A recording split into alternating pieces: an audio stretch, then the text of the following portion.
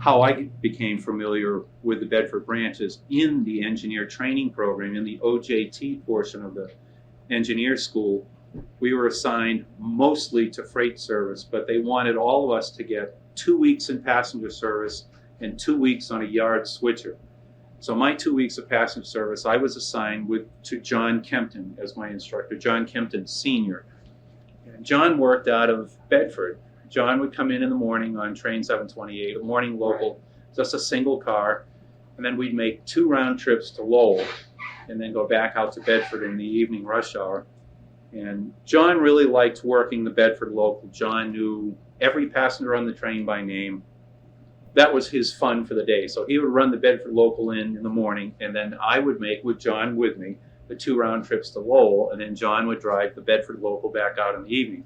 John and Ed Schuler were a real team. They seemed to enjoy each other's company. And both of them, of course, knew everyone on the train. And you'll see from the pictures there that John and Ed are posing with some of their passengers in the morning at Bedford.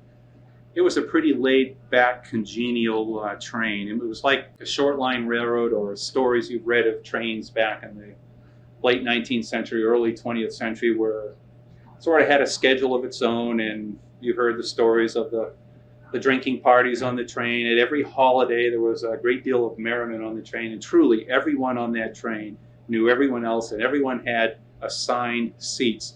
That doesn't mean that the conductor assigned them seats. They had their seat, and by God, you'd better not sit in it if it was your first trip on the train.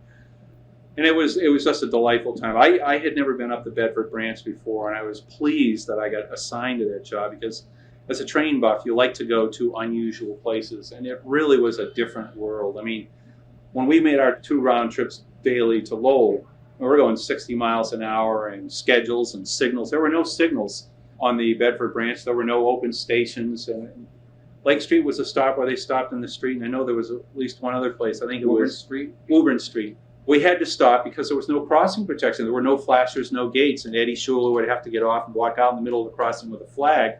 Of course, people began to figure out, hey, the train stops there anyhow, so people would get on and off there. And it's as though it was its own little world, its own little train. We did not connect with the real railroad until we got to West Cambridge. West Cambridge, we joined onto the Fitchburg main line and became reality. But after I got out of the engineer training school, a couple of years went by, and the story I handed off to you of the big storm in January of 1977.